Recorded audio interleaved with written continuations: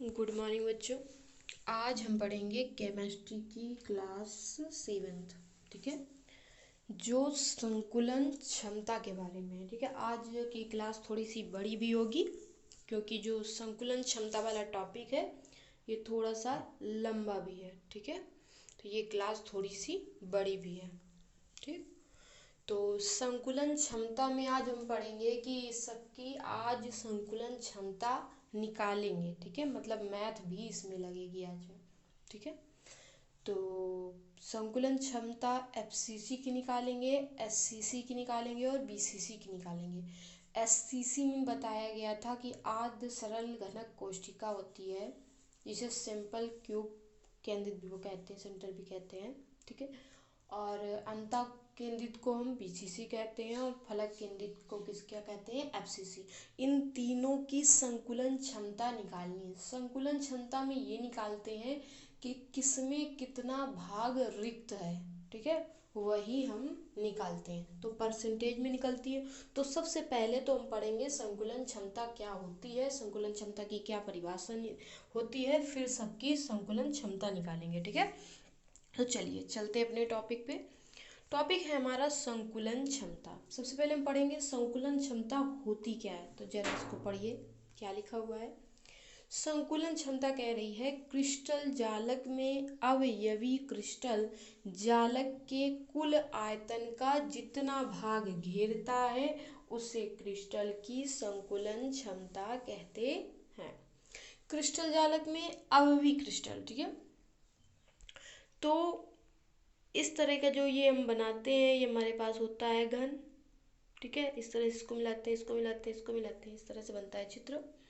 ठीक है, तो इसमें पूछा है कि क्रिस्टल जालक में, जो हमने अभी पढ़ाया पीछे क्लास में, तो उसमें कितना भाग रिक्त होता है वो हमें बताना है। तो ये कह रहा है क्रिस्टल जालक में जो ये अवयवी क्रिस्टल होते हैं जालक में उपस्थित होते हैं, ठीक है, वो कितना भाग घेरते। ये जो कण है हमारे, ये थे केंद्र, कुछ केंद्र पे थे, कुछ फलक में थे, कुछ केवल सरल केवल से यहाँ पे थे, कोनों पे थे। ठीक है, तो ये कितना भाग आयतन का घेरते हैं, जितना भाग कुल आयतन का जितना भाग घेरता है उसे हम लोग क्या बोलते हैं, क्रिस्टल जालक। जैसे ये बिंदु है, ये इसने कितना भाग घेरा वो हमको निकालना है। ठीक है, तो वही होती है संकुलन क्षमता। ठीक है, तो देखिए क्रिस्टल जालक में अवयवीकरण क्रिस्टल जालक के कुल आयतन का जितना भाग घेरता है उसे क्रिस्टल जालक की संकुलन क्षमता कहते हैं। यहाँ पे कहते शब्द नहीं लिखा हुआ है, ठीक है, लिख लीजिएगा। उसे क्रिस्टल जालक की क्या कहते हैं, संकुलन क्षमता कहते हैं। संकुलन क्षमता का सूत्र क्या होता है, तो संकुलन क्षमता का सूत्र पढ़ेंगे। संकुलन क्षमता का सूत्र भी लिखा है, अवयवी कणों के आयतन बटे क्या होता है, एकक कोशिका का आयतन, और गुणित में क्या होता है, 100%। ठीक है, कह रहा है इस तरह से इसका सूत्र होता है, अवयवी कणों का आयतन बटे क्या होता है, एकक कोशिका का आयतन गुणित क्या होता है, 100%। ये होता है सूत्र हमारा। ठीक है, तो वही नीचे लिखा है, अवयवी कणों के आयतन बटे एकक कोशिका का आयतन गुणित 100। ठीक है, अब देखिए अवयवी कण के आयतन, तो अवयवी कण का जो आयतन होता है वो किससे किससे मिलकर बना होता है। तो जरा देखिए यहाँ पे हम लिख सकते हैं अवयवी कण का आयतन बराबर, ठीक है, अवयवी कण का आयतन किससे किससे मिलकर बना होता है, तो अवयवी कणों की संख्या, कणों की संख्या। ठीक है, गुणते क्या होता है, एक कण का आयतन, ये। ठीक है, इससे हम निकालते हैं, क्या निकालते हैं, अवयवी कण का आयतन। अवयवी कण का आयतन बराबर सूत्र होता है अवयवी कणों की संख्या। तो कणों की संख्या आपको बता दी थी हमने पिछली क्लास में कि एफसीसी के लिए कितनी होती है, 4 होती है, बीसीसी के लिए कितनी होती है, 2 होती है अवयवी कणों की संख्या, और एससीसी के लिए कितनी होती है, एक होती है, बताई थी ना। तो वही अवयवी कणों की संख्या है, ठीक है। और एक कण का आयतन, तो आयतन जो साइड में होता है, भुजा होती है, वो भुजा का क्यूब ही उसका आयतन, क्योंकि भुजा किस रूप की होती है, घन के आकार की, और घन का आयतन कितना होता है, भुजा क्यूब, तो ए क्यूब। तो एक कण का आयतन क्या हो जाएगा, ए क्यूब, ठीक है। तो वही हमने अभी तो नीचे लिखा हुआ है, अवयवी कणों की संख्या गुणते एक कण का आयतन बटे क्या होता है, एकक कोशिका का आयतन गुणते 100, ये सूत्र है, ठीक है। अब चलिए इसी को हम देख लेते हैं, किस फॉर्म में देख लेते हैं, तो ए बी फॉर्म में देख लेते हैं, ठीक है। तो जी अब देखिए, अब समझिएगा बिल्कुल, ठीक है। ये चित्र है, ठीक है, किसका है, आद्य घनक एकक कोशिका का। यहीं से हमें समझना है कि संकुलन क्षमता कैसे आई है। तो देखिए, हमने आपको क्लास में पढ़ाया था, पिछली क्लास में पढ़ाया था कि जब एससीसी हो, क्या हो, एससीसी, तो एससीसी का निकाल कर दिखाया था 1/8, क्योंकि सब चारों कोने पर होते हैं ना, सब 8 कोनों पर होते हैं एक एक बिंदु। तो इसका जो परमाणु संख्या होती है, इसकी अवयवी कणों की संख्या होती है, वो एससीसी में कितनी होती है, 1 बताई गई थी, पीछे क्लास में देख लेना, पीछे प्लेलिस्ट पड़ी भी हुई है इसी में, ठीक है, इसी एसपीपी इंटर कॉलेज, ठीक है, डाल करके देखिएगा तो उसमें प्लेलिस्ट आ जाएगी, उसे सब्सक्राइब कर लीजिएगा चैनल को, प्लेलिस्ट आ जाएगी, प्लेलिस्ट में सारे वीडियो पड़े हैं पीछे, ठीक है। तो एससीसी के लिए हमने बोला था कितनी होती है, जिसे सरल आद्य घनक कोशिका भी बोलते हैं। तो इसकी कितनी होती है परमाणु की संख्या, 1, क्योंकि इसके प्रत्येक कोणों पर एक एक परमाणु उपस्थित होता है, ठीक है। यहीं पे अगर हम बीसीसी के लिए आ जाएंगे, तो बीसीसी के लिए हमने कितनी बताई थी, 1/8 गुणते 1, 8 तो कोनों पर उपस्थित होते हैं, और एक सेंटर पर भी उपस्थित होता है, बीच में उपस्थित होता है यहाँ पर, ठीक है। तो उसे हम सेंटर यहाँ पे होता है, सेंटर में उपस्थित, तो इसकी कितनी हो जाती है, 2, ठीक है। इसी तरह एफसीसी की बात करेंगे, तो एफसीसी में भी यही प्रोसेस चलता है, एफसीसी को फलक केंद्रित कहते हैं। तो इसमें भी 1 होगा, उसके बाद हमने बताया था कि 1/6, 1 कितना होता है, 2 गुणते 6, क्योंकि फलक होते हैं 6, ठीक है, 6 बिंदु उपस्थित होते हैं, तो इस पर टोटल कितने आ जाते हैं, 3, ठीक है। एक यहाँ पे ये है इसका, ठीक है, 3, तो यहाँ पे टोटल जो होते हैं वो कितने हो जाते हैं, 4, यही बताएगी ये ना, ठीक है। तो इसको लिख लेते हैं साइड में, क्या लिखते हैं, एससीसी के लिए जो परमाणु की संख्या कितनी होती है, 1 होती है। बीसीसी के लिए कितनी होती है, पीछे क्लास में पूरी टेबल हमने बताई थी, पूरी टेबल में बताई थी, तो आपको याद करने के लिए भी बोला था। एफसीसी की कितनी होती है, 4, ठीक है। हमने कहा था ये तीनों ही बहुत इंपॉर्टेंट है, ठीक है, क्योंकि ये पेपर में आते हैं, इससे क्वेश्चन भी हल होते हैं, ठीक है। अब देखिए भाई, हमें संकुलन क्षमता निकालनी है, क्या निकालनी है, संकुलन क्षमता, ठीक है, संकुलन क्षमता निकालनी है। हम देख रहे हैं यहाँ पे परमाणुओं की संख्या तो हमको पता होगी, जिसको हम लोग बोलते हैं, ऊपर पढ़ा है, अभी हिंदी में लिखा था, अवयवी कणों की संख्या। तो इसमें अवयवी कणों की संख्या 1 है, जिसको हम जेड बराबर भी बोलते हैं, ठीक है। इसमें जेड बराबर 2 है, इसमें जेड बराबर कितनी है, 4 है। अब आ जाते हैं, वहाँ पे एक चीज पढ़ा था हमने, अवयवी कणों की आयतन जब हम लोग निकालते थे वहाँ पे, तो वहाँ पे अवयवी कणों की संख्या गुणते एक कण का आयतन। तो अब देखिए भाई, एक कण ये है, ये देखिए, ये है एक कण, दिखाई पड़ रहा है ना, ठीक है, एक कण का आयतन। एक कण किस रूप में है, गोले के रूप में, है ना, एक कण किस रूप में है, गोले के रूप में। हमने पढ़ा है अभी तक, हाई स्कूल में पढ़ा है सब, जब हमने सूत्र पढ़ा था कि गोले का अगर आयतन हमको याद होगा, तो गोले का आयतन होता क्या है, तो गोले का आयतन हमने पढ़ा होता है 4/3 पाई आर क्यूब, क्योंकि इसकी जो रेडियस होती है वो कितनी होती है, आर होती है ना, ठीक है। तो यही तो इसका आयतन हो जाएगा ना, ठीक है। तो अगर हम कणों की संख्या की, अवयवी कणों की संख्या की बात करेंगे, तो वो तो हमारी 1 आ गई, ठीक है। अगर अवयवी कणों की आयतन की बात करेंगे, तो यही तो रखेंगे ना, क्योंकि ये जो बिंदु है, ये जो हमारे जो बिंदु है, ये गोले का रूप का है, और गोले का सूत्र होता है 4/3 पाई आर क्यूब, यही होता है ना, ठीक है।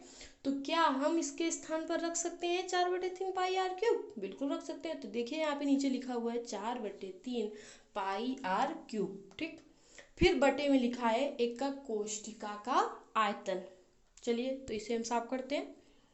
अब देखिए यहाँ पे हमारे पास आ गया जेड आ गया, क्योंकि परमाणुओं की संख्या थी। यहाँ पे 4/3 पाई आर क्यूब आ गया, क्योंकि ये कणों का आयतन होता है। एक कण गोले के रूप का होता है। ठीक है, अभी समझाया। अब नीचे सूत्र में था, क्या था, एकक कोष्ठिका का आयतन। तो एकक कोष्ठिका देखिए भाई, ये किस रूप में दिख रही है हमको, घन के रूप में दिख रही है ना, दिख रही है। और घन की जो प्रत्येक भुजा होती है वो कितनी होती है, ए होती है। कितनी होती है, ए। जब घन की प्रत्येक भुजा होती है तो अगर हम घन का आयतन निकालते हैं तो सूत्र क्या होता है घन का आयतन का, होता है भुजा क्यूब। यही तो होता है ना। अब यहाँ पे ए रख देंगे तो कितना आ जाएगा, ए क्यूब। ठीक है, तो हम जब एकक कोष्ठक के आयतन की जगह में रखेंगे तो हमने क्या रख दिया, ए क्यूब। ठीक है, ये रख दिया। अब गुणते में लिखा था 100%, तो हमने भी गुणा में लिख दिया और लिख दिया 100%। तो सूत्र हमारा क्या हो जाएगा, सूत्र हमारा हो जाएगा जड़ गुणते 4/3 पाई आर क्यूब बटे ए क्यूब गुणते 100। यही तो सूत्र है ना हमारा संकुलन क्षमता का। 100% भी लिख देना साथ में। ठीक है, अब देखिए जड़ यहाँ पे क्या है, कणों की संख्या अभी बता दिए। यहाँ पे जो है ये एक कण का आयतन, क्योंकि एक कण गोले के रूप का होता है, तो एक कण का जो आयतन हुआ वो हो गया 4/3 पाई आर क्यूब। ठीक है, ये जो नीचे लिखा हुआ है ये क्या है, एकक कोष्ठिका का आयतन। और एकक कोष्ठिका किस रूप की है, तो एकक कोष्ठिका जो है वो है घन के रूप की। किस रूप की है, घन के रूप की। जब घन के रूप की है एकक कोष्ठिका, इसका मतलब कि इसका जो आयतन होगा वो कितना होगा, भुजा क्यूब। और भुजा क्यूब, भुजा हमने कितनी मानी थी, ए मानी थी, तो हमारा आ गया ए क्यूब। तो यही हमें सूत्र संकुलन क्षमता का प्राप्त हुआ और इसी को हमें हर उसमें लगाना है। तो सूत्र लर्न कर लीजिए। सूत्र क्या है हमारा, जेड गुणते, फिर से एक बार लिख देते हैं, नीचे लिखा भी हुआ है, एक बार और लिख देते हैं। ठीक है, तो क्या लिखेंगे, सूत्र हमारा है जेड गुणते 4/3 पाई आर क्यूब बटे ए क्यूब गुणते 100%। ठीक है, ये हमारा सूत्र है, इसे नोट कर लीजिएगा और लर्न भी कर लीजिएगा, हर जगह इसका प्रयोग होगा। ठीक है, चलते हैं अपने टॉपिक पे। ठीक है, तो ये तो समझ में आ गया। अब हमें सबकी, हमने कहा था संकुलन क्षमता हमको निकाल के दिखानी है। तो पहला जो हमारा है वो है आद केंद्रित एकक कोष्ठिका। कोष्ठ में लिखा भी हुआ है SCC, जिसे सिंपल भी बोलते हैं, सरल, आदमी सरल। तो SCC की संकुलन क्षमता निकालनी है। अब देखिए SCC जब आपने पढ़ा था तो आपने पढ़ा था कि इसमें जो होता है वो कण जो होता है, अवयवी कण जो होता है वो प्रत्येक कोने पर उपस्थित होता है। ठीक है, तो अभी हमने पढ़ा था 1/8 गुणते 8 कोनों पर उपस्थित होता है। इसमें जो जेड की वैल्यू होती है वो कितना होता है, 1। ये ऊपर आपको पढ़ा ही चुके हैं, पिछली क्लास में भी आपको बता चुके हैं। ठीक है, और इसका एक स्वरूप इस प्रकार का भी होता है। ठीक है, इसका एक स्वरूप क्या होता है, इस प्रकार का होता है। और ये यहाँ पे इतना, इसमें कितना भाग रिक्त है उसको प्रदर्शित करता है। ठीक है, कितना भाग इसमें स्पेस कितना है वो इसका चित्र है तीनों एक ही, लेकिन ये भाग जो है ये पूरा अलग अलग दिखा रहा है। ये दोनों कणों को पास पास दिखा रहा है, इसमें ये बता रहा है कितनी रिक्ति है इसमें। ठीक है, तो ये तीनों चित्र इंपॉर्टेंट है, तीनों आपको बनाने भी हैं। ठीक है, अब देखिएगा हम चलते हैं इसी पर, तो आगे चलते हैं। जरा देखिए अब नीचे लिखा हुआ है A = 2r। तो A = 2r आया कहाँ से, ठीक है, हमें ये पढ़ना है कि A = 2r आया कहाँ से। ठीक है, तो उसे देखते हैं। देखिए जरा यहाँ पे देखिएगा, ये देखिए चीज, यहाँ पे दो, एक ये बिंदु है, एक ये बिंदु है। ठीक है, तो हम क्या इसको ऐसे भी तो रख सकते हैं, वो हमको इस तरह से दिखाई पड़ रहा है। अभी यहाँ पे आपको ये दिखाई पड़ रहे हैं, ये दोनों पास पास है कि नहीं, तो हमने इसको ऐसे ऐसे कर दिया, ऐसे ये दोनों कण इस रूप में होंगे। किस रूप में होंगे, इस रूप में। अब देखिए दोनों का केंद्र भी होता है, तो हमने दोनों केंद्र को मिला दिया। ठीक है, मिला दिया ना। अब दोनों के केंद्र में तो इसकी जो त्रिज्या होगी वो r होगी और इसकी भी त्रिज्या कितनी होगी, r होगी। ठीक है, और अगर इसी का पूरा हम दोनों को मिला देंगे तो ये पूरा हो जाएगा ए, क्योंकि ए को व्यास बोलते हैं। क्या बोलते हैं? व्यास। ठीक है, तो पूरी ए है और नीचे अगर इस त्रिज्या के फॉर्म में लिखें तो ये क्या हो जाएगा? R plus R. मतलब आर प्लस आर कितनी हो जाएगी? 2r हो जाएगी। तो यहाँ पे जो ए बराबर होगा वो किसके बराबर होगा? 2r के। ठीक है, जो ये ए बराबर होगा वो किसके आर बराबर होगा? 2r के। ठीक है, तो यहीं पे ये दोनों कणों की जो स्थिति है वो दिखाई गई है, इस तरह इस फॉर्म में होंगे दोनों कण। और यहीं से जो हमारी होगी ए बराबर हमारा कितना आया? 2r। तो ये जो लिखा है नीचे ए बराबर 2r, ये कहाँ से आया? तो यहाँ से आया। ठीक है, समझ में आ गया? चले आगे। ठीक है, चलिए अब देखिए नीचे। ठीक है, अभी हमने ऊपर ही पढ़ा था कि इसमें जो प्रभावी कण भी इसको बोलते हैं या परमाणु क्रमांक बोलते हैं। ठीक है, परमाणु कण बोलते हैं। ठीक है, आवयवी कण इसी को बोलते हैं। तो आवयवी कणों की संख्या कितनी है? तो हमने भी बताया था कि एससीसी में आवयवी कण जेड बराबर कितना होता है? 1 होता है। तो वही यहाँ पे लिखा है। ठीक है, यहाँ पे जो आवयवी कण है वो कितनी संख्या है? 1। तो हमने लिख लिया, हमें तो याद है, पीछे भी पढ़ भी चुके हैं, तो हमने लिख दिया जेड बराबर 1। ठीक है, अब जेड की भी वैल्यू पता है, ए की भी वैल्यू पता है, हमें संकुलन क्षमता निकालनी है। क्या निकालनी है? संकुलन क्षमता। तो सीधे इसमें तो कठिन भी नहीं है, सरल है, तुरंत रख देंगे, इसमें कोई दिक्कत ही नहीं है। संकुलन क्षमता का सूत्र अभी हमने ऊपर पढ़ा, सूत्र होता है जेड गुणते 4/3 पाई आर क्यूब बटे ए क्यूब गुणते 100%। यही तो पढ़ा था हमने अभी।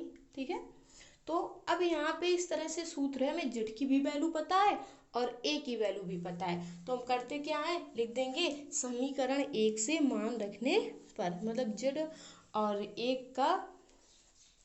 का मान रखने पर। ठीक है, दोनों को वैल्यू रख देते हैं।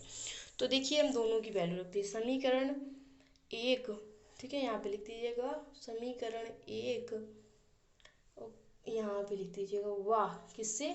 समीकरण 1 तो ए बराबर 2r को माना था ना हमने।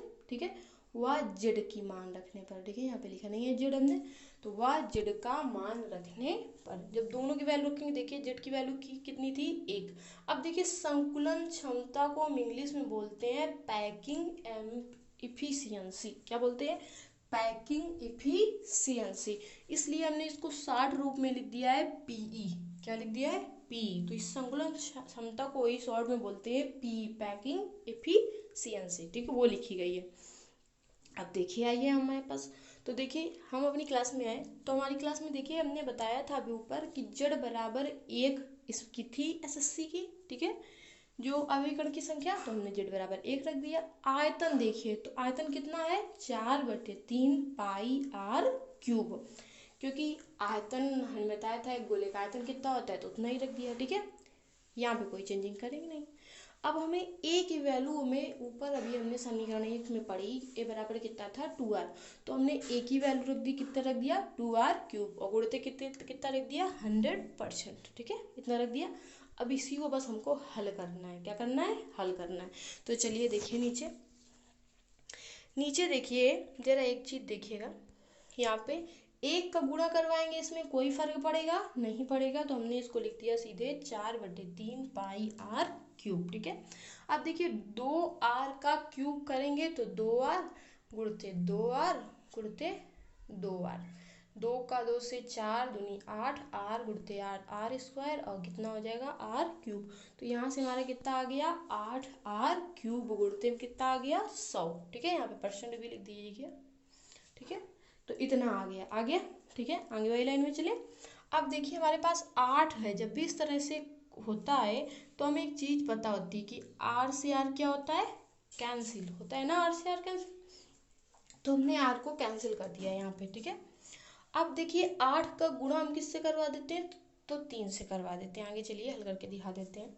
तो देखिए इस तरह से हम करेंगे, तो लिखा है 4 पाई आर क्यूब, यहाँ पे हमने तीसरे गुणा दूसरे से करवा दिया, तो 8r क्यूब गुणते 100%। ठीक है, अब यहाँ पे देखिएगा 4 दूनी 8, 2r आए, आर क्यूब से आर क्यूब कैंसिल, तो कितना बच गया हमारे पास? पाई 3 दूनी 6, तो कितना बचा? पाई बटे 6 गुणते 100। यहाँ पे बटे का साइन नहीं लगा है, आप लोग लगा लीजिएगा, ठीक है।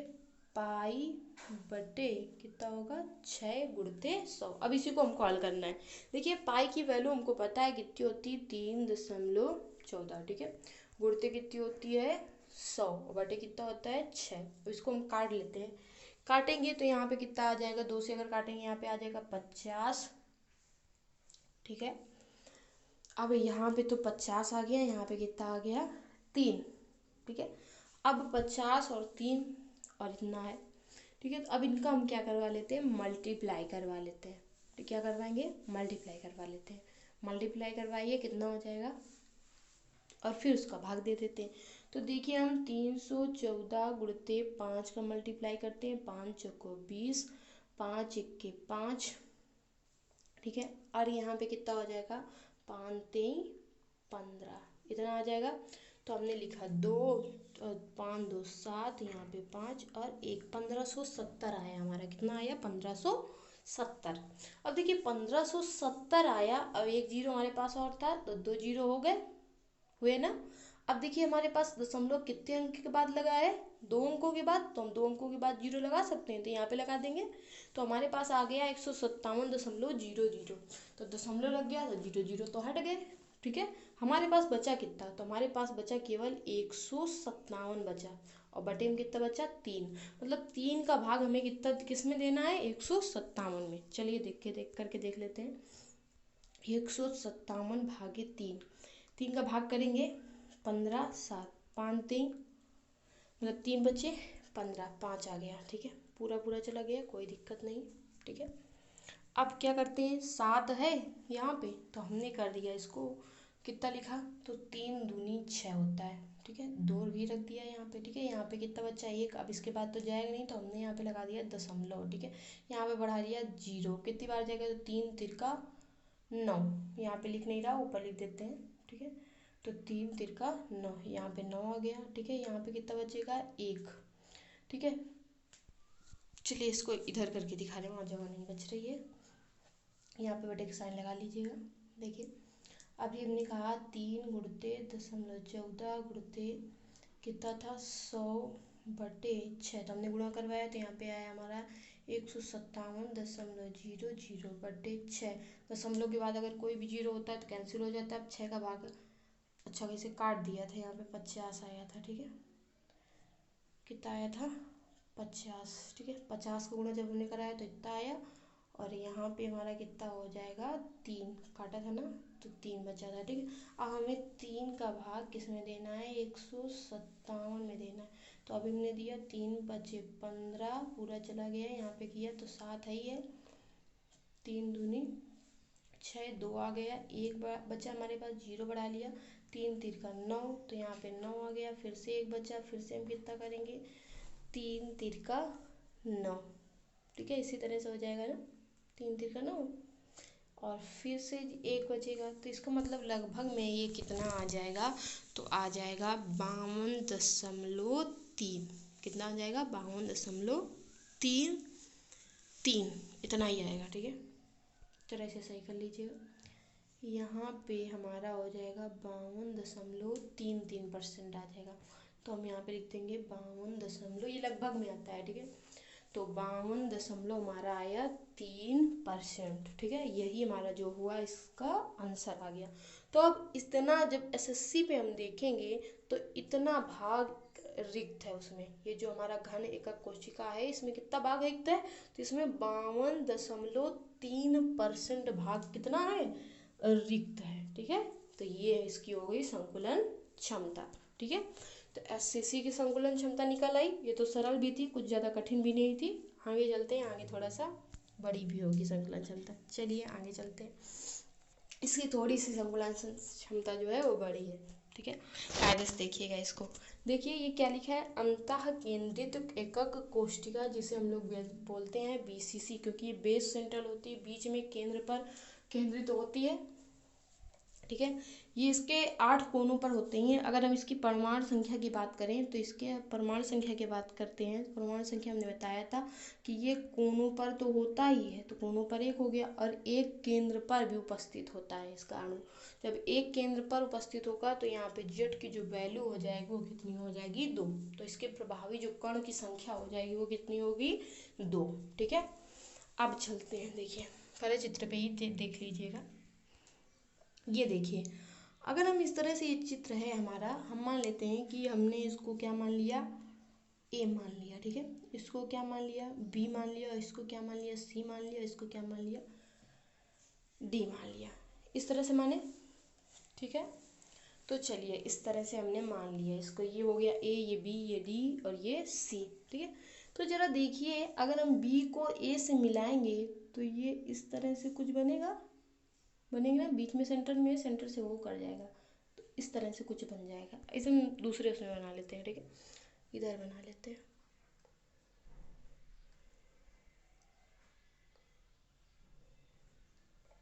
देखिए भाई, तो ये था हमारा, ये इसी तरह से चित्र था हमारा। अब देखिए, सब कोनों पर एक एक कण उपस्थित है, तो उसे रख लीजिएगा।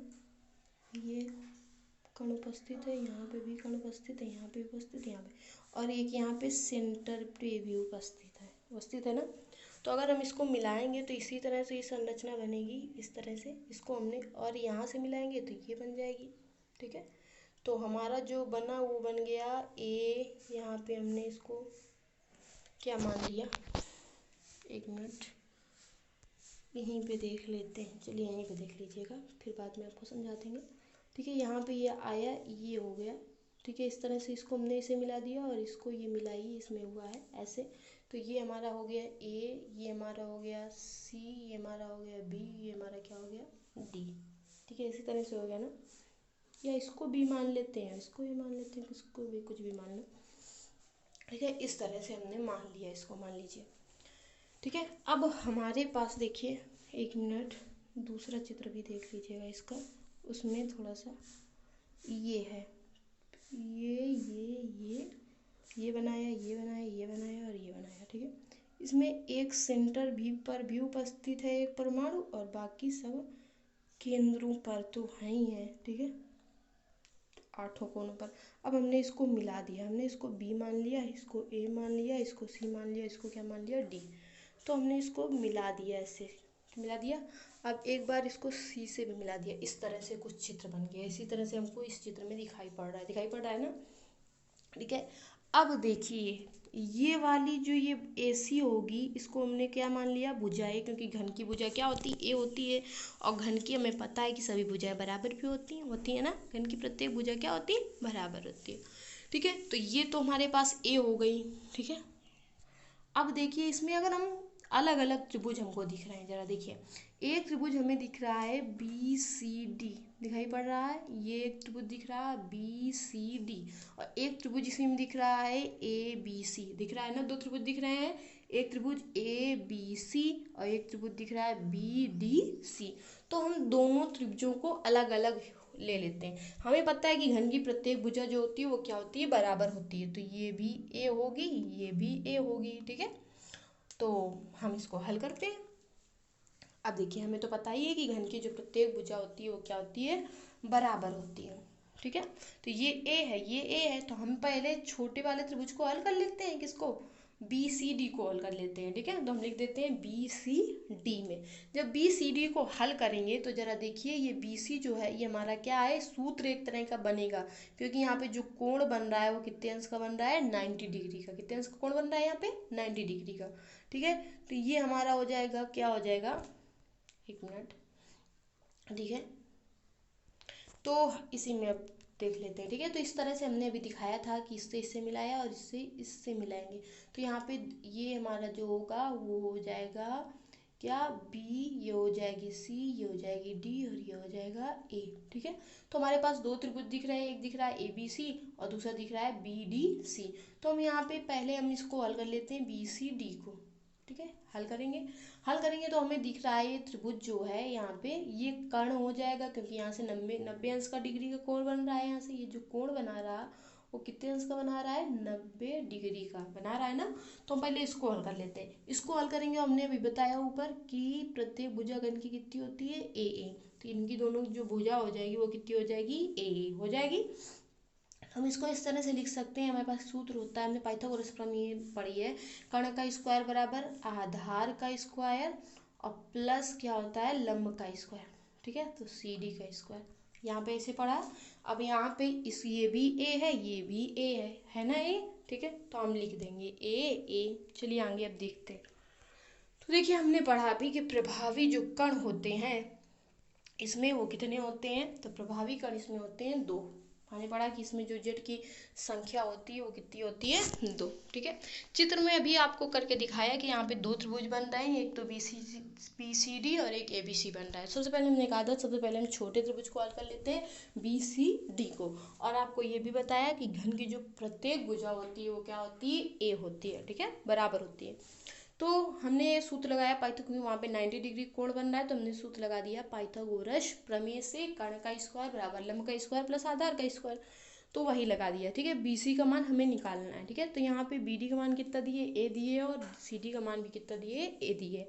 जब दोनों की वैल्यू ए दिए हम अगर जोड़ देंगे तो क्या आ गया, 2a स्क्वायर, यहाँ पे BC स्क्वायर। जब ये BC निकालते हैं तो यहाँ पे जो होता है इधर साइड में पूरे में रूट लग जाता है, ये पूरे में रूट है। ठीक है, ये पूरे में क्या लग जाता है, रूट लग जाता है, पता है सबको। और जब रूट से बाहर निकालेंगे तो ए 2 है तो ए तो 1 आ जाएगा, और रूट 2 तो 1 ही है, तो इसका मतलब इसका तो रूट निकलेगा नहीं। तो हमारे पास जो VC की वैल्यू आ जाएगी वो कितनी आ जाएगी, तो VC की जो वैल्यू आ गई वो आ गई 2 रूट ए। VC की वैल्यू कितनी आ गई, 2 रूट ए। अब हमें BC की वैल्यू पता होगी, कितनी है BC की वैल्यू, 2 रूट ए। तो BC की जब वैल्यू आ गई, ठीक है, तो हमने भी आपको चित्र करके दिखाया था, यहाँ पे इस तरह से बनाया था। ठीक है, और बना भी है, आप लोग उसी से बना लीजिएगा। यहाँ पे एक केंद्र था, हमने इसको इससे मिलाया था, यहाँ पे ये ए था और एक बार इसको भी मिला दिया था इस तरह से। ये माना हमने सी माना था, ये डी माना था, और ये हमने अच्छा इसको ए माना था ऊपर, और इसको हमने बी माना था। ठीक है, तो हमने डी सी निकाला, और BC की वैल्यू जो हमारी आई वो कितनी आ गई, रूट का 2a, ये निकली ना BC की वैल्यू। ठीक है, अब हमें हल कौन सा त्रिभुज करना है, तो हमें त्रिभुज अब हल करना है, कौन सा त्रिभुज, ये दिखाई पड़ रहा है, ABC को हल करना है। किसको हल करना है, ABC को। तो अब ABC में देखेंगे कि BC की जो वैल्यू है वो कितनी आई हमारी, 2 रूट ए, दिखाई पड़ रहा है ना। BC की जो वैल्यू हमारी आई है वो कितनी आई है, 2 रूट ए। ठीक है, और AC तो ए होएगी क्योंकि घन की प्रत्येक भुजा क्या होती है, बराबर होती है। तो हमने लिख दिया इसमें AB स्क्वायर बराबर रूट 2a स्क्वायर प्लस ए स्क्वायर। रूट 2a स्क्वायर का जब हम स्क्वायर करेंगे तो यहाँ पे जो हो जाएगा, ठीक है, रूट 2 का जब हम 2 बार गुणा करते हैं, सबको पता है कि रूट 2 हट जाता है और केवल 2 आ जाता है। तो हमारा यहाँ पे आ गया 2 और ए का स्क्वायर, ए स्क्वायर का किया तो ए स्क्वायर। अब दोनों को जब ऐड करेंगे, जोड़ेंगे, जब जोड़ेंगे तो हमारे पास कितना आ गया, 3a स्क्वायर। तो AB स्क्वायर बराबर कितना आ गया, 3a स्क्वायर के। अब पता है सभी को, जब भी हम इसका निकालते हैं इस तरह से, AB बराबर तो इधर हो जाता है, रूट में लिख देता है 3a स्क्वायर। अब इसको हम रूट से जब बाहर निकालेंगे तो रूट 3 तो यही रहेगा, और ए स्क्वायर का निकालेंगे तो ए आ जाएगा। तो यहाँ पे जो हमारी AB की वैल्यू आ गई वो कितनी आ गई, रूट 3 है। कितनी आ गई AB की वैल्यू, रूट 3 है आ गई। ठीक है, देखिए ये थोड़ा सा बड़ा है तो आपको अच्छे से इसको समझना है। संकुलन क्षमता पेपर में आती भी है और बहुत इम्पॉर्टेंट है। अब देखिए हमारे पास AB की वैल्यू आ गई। ठीक है, अब हम थोड़ा सा चलेंगे किसमें, अपने चित्र पर चलेंगे। तो AB की वैल्यू निकालने के बाद जरा चित्र को देख लेते हैं। ये है चित्र हमारा। ठीक है, तो हम मानते हैं इसमें जो कण है उपस्थित है, ये जो हमें दिखाई पड़ रहे हैं कण, तो एक केंद्र पर भी है इसमें। हम इसको केंद्र को कोण इस तरह से, ये होगा हमारा जो तीनों रखे होंगे वो आपस में टच कर रहे होंगे, इस तरह से ये होंगे। ठीक है, इस तरह से आपस में रखे हुए होंगे तीनों। ठीक है, रखे हुए। अब जब ये इस तरह से आपस में टच करेंगे तो जरा हम देखेंगे इसकी जो प्रत्येक की भुजा होती है, तो इसकी जो हमारी त्रिज्या होगी वो कितनी हो जाएगी, R। यहाँ से यहाँ तक की त्रिज्या देखेंगे कितनी हो जाएगी, R। फिर यहाँ से यहाँ तक की त्रिज्या देखेंगे कितनी हो जाएगी, R। और यहाँ से यहाँ तक की त्रिज्या देंगे तो r। तो पूरे घन में कितनी ये बराबर है, कितने बराबर है, ए बी जो हो जाएगा वो कितने के बराबर आ जाएगा, तो ए बी बराबर हो जाएगा 4r के। कितने बराबर हो जाएगा, 4r के। क्यों, क्योंकि इसकी त्रिज्या r, इतना पार्ट तो बाहर, उसको हमको लेना नहीं है, ठीक है। r तो प्लस r, यहाँ पे भी ये r, फिर प्लस r, फिर प्लस r, तो यहाँ पे टोटल r कितने हुए, 4।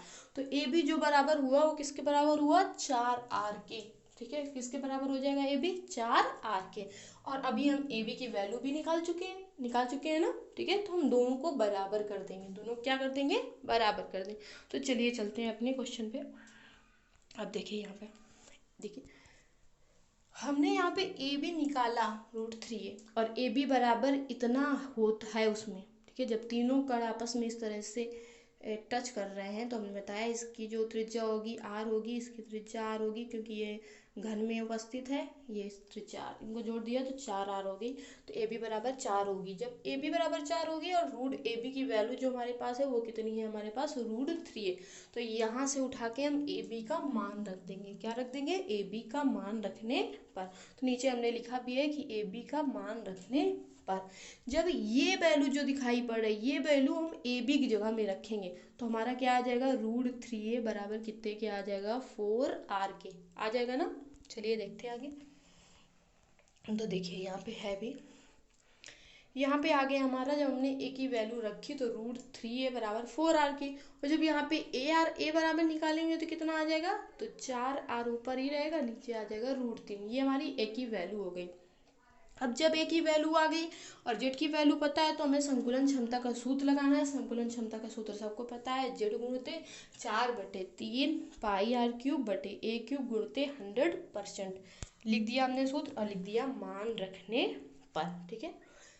मान रख दिया, जेड की वैल्यू 2 थी वो रख दी, यहाँ पे सूत्र था सेम हमने लिख दिया। ए की वैल्यू थी 4r/√3, उसे रख दिया, उसका क्यूब कर दिया, गुणित में लिख दिया 100%, ठीक है। अब देखिए यहाँ पे 8/3 πr³ बटे 64r³।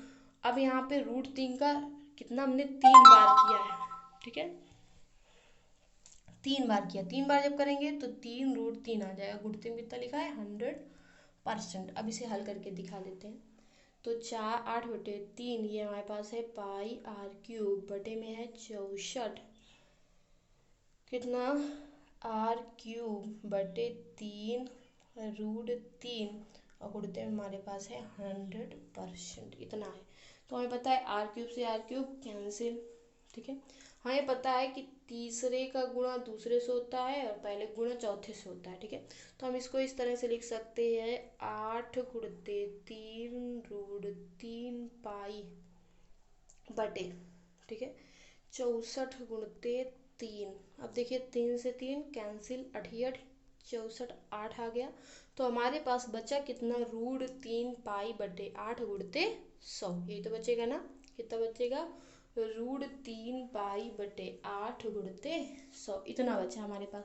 अब हमने 25 से 8 से काटा तो 25 8 100 होता है, 200 होता है 25 8, अच्छा 25 चौको 100, ठीक है। तो 4 से काट दिया, 4 दूनी 8 और 4 पे यहाँ पे 25 बचा, ठीक है। तो हमारे पास कितना बच गया, 25 और √3 पाई गुणित 25 बटे 2 बच गया, इतना बचा हमारे पास, ठीक है। अब इसको हल करते हैं। तो देखिए हमारे पास बचा था √3 पाई गुणित 25 बटे 2। √3 की वैल्यू कितनी होती है, 1.73 गुणित 3.14 गुणित 25 बटे 2, ठीक है। अब देखिए इन दोनों को मल्टीप्लाई करवाइएगा, गुणित में 25 का मल्टीप्लाई करवाइएगा और 2 का भाग करवाइएगा, ठीक है। हम करवा के दिखा देते हैं, लेकिन यहाँ पे स्पेस नहीं है इतना बड़ा गुणा करने के लिए, ठीक है, इसलिए हम इसको यहाँ पे करवा नहीं पा रहे हैं, ठीक है। तो आप लोग इसको करवा लीजिएगा, ठीक है, आप लोग इसको करवा लेना, ठीक है। तो इसका गुणा जब हम करवाएंगे तो हमारे पास आ जाएगी, इसकी वैल्यू कितनी आ जाएगी, 68% लगभग में आ जाएगी, ठीक है। हो सकता है 67.7 आ जाए, 67.5 आ जाए, 67.6 आ जाए, ठीक है। कितनी भी आए, लगभग में आती है तो उसको लिखा जाता है 68%, ठीक है। तो हमारी इस तरह की ये वैल्यू आ जाएगी, ठीक है। अब चलते हैं अगला ये लास्ट है इसका, जिसको हमने बताया था हमने तीनों की संकुलन क्षमता निकालनी है, और थोड़ा सा वीडियो आज बड़ा भी है, ठीक है। तो ये है हमारी फलक केंद्रित एकक कोशिका की संकुलन क्षमता। अब यहाँ पे आपको बताया गया है, पीछे आपको चित्र में बताया गया था कि यहाँ पे चारों कोनों में तो उपस्थित होते हैं, ठीक है। कहाँ उपस्थित होते हैं? चारों कोनों में उपस्थित, मतलब 8 कोनों पर उपस्थित होते हैं। लेकिन इसके अलावा ये कहाँ इनके जो अवयवी कण उपस्थित होते हैं, वो होते हैं फलक में। तो एक ये फलक में उपस्थित है, एक ये फलक में उपस्थित है, एक ये फलक में और एक ये फलक में। अब इनका ये तो 2 4 हुए केवल।